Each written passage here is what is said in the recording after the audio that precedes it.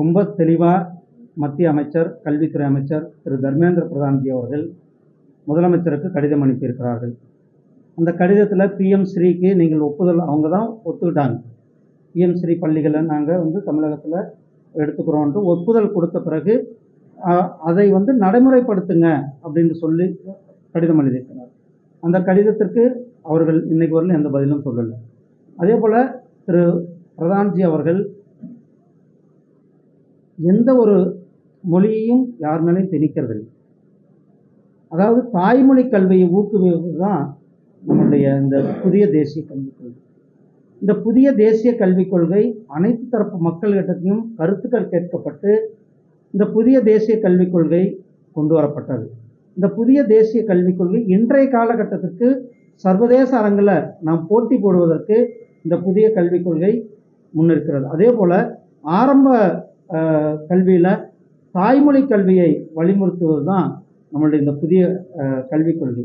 இந்த புதிய கல்விக் கொள்கையில் டெக்னிக்கல் எஜுகேஷன் அதையும் நாம் இந்த புதிய இதையெல்லாம் நடைமுறைப்படுத்த வேண்டும் என்பது தான் நம்முடைய மத்திய அரசாங்கத்தினுடைய எண்ணமாக இருக்கிறது. அவர்கள் அதை செய்வார்கள் என்றது இன்றைக்கு கூட திரு தர்மேந்திர பிரதான்ஜி அவர்கள் ஒரு ட்வீட் போட்டிருக்கிறார். நீங்கள் அது பிஎம் ஸ்ரீக்கு கொடுத்த உத்தரவை, அதாவது அந்த உத்தரவாதத்தை நடைமுறைப்படுத்துங்கள் என்று. அதாவது புதிய கல்விக் கொள்கையை அனைத்து மாநிலங்களும் ஏற்றுக்கொள்ள வேண்டும் என்று மத்திய அரசு கேட்டுக்கொண்டிருக்கிறது. புதிய கல்விக் கொள்கையில் சில நல்ல அம்சங்களும் இருக்கு. ஆனால் சில அம்சங்கள் மாநில அரசுகளுக்கு பாதகமான அம்சங்கள் இருக்கிறது. இப்ப நல்ல அம்சம்னா சொல்றது தாய்மொழி வழி கல்வின்னு போட்டு சொல்லியிருக்காங்க. அது வரவேற்கிறோம்.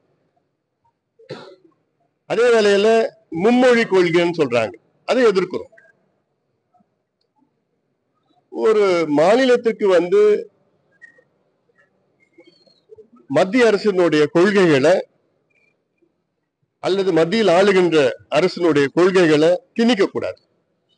ஒவ்வொரு மாநிலத்திற்கும் ஒரு கொள்கை இருக்கும், தனித்துவம் இருக்கும், பாரம்பரியம், கலாச்சாரம், நாகரிகம், வரலாறு இருக்கு.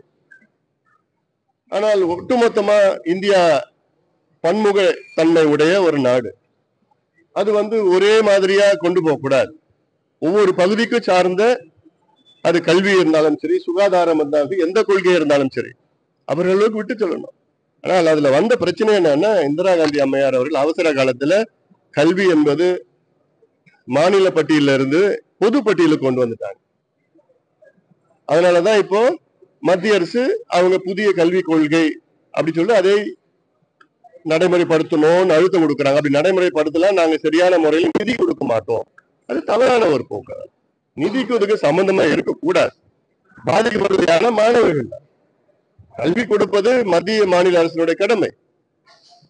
அது இன்னொன்னு, கல்வி என்பது மாநில பட்டியலுக்கு வரணும், மீண்டும் வரணும். ஒரு ஒண்ணு, பாஜக மத்திய ஆட்சி அவங்க தொடர்ந்து அவசர காலத்தை பத்தி பேசிட்டு இருக்கிறாங்க. எமர்ஜென்சி இந்திரா காந்தி கொண்டு வந்தாங்க, கொண்டு வந்தாங்க. அது தவறுன்னு சொல்றாங்க பாஜக அரசு. அப்படி தவறுன்னு சொல்றது, இந்திரா காந்தி அந்த அவசர காலத்துல கொண்டு வந்ததும் தவறுதான். அப்போ இந்திரா காந்தி அம்மையார் அவசர காலத்துல கொண்டு வந்த இந்த கல்விய பொது பட்டியலுக்கு கொண்டு போறதும் தவறுதான். அப்போ அந்த தவறை நீங்க பிஜேபி அரசு சரி செய்யுங்க. அதை குறை சொல்றீங்க, எமர்ஜென்சி தவறுன்னு. அது எமர்ஜென்சி நடந்த தவறுகளை சரி செய்யுங்க. அப்போ நீங்க அதுல கல்வி மற்றும் இன்னொரு 4 திட்டங்கள் இருக்கு, இது துறைகள் இருக்கு.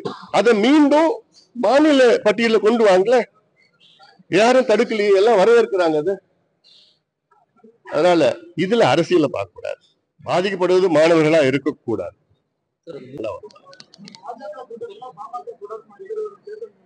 என்ன பிரச்சனை உங்களுக்கு? ஏதாவது நாங்க அறிவிச்சோமா? இப்ப அதனால என்ன என் கருத்து சொல்லக்கூடாதா?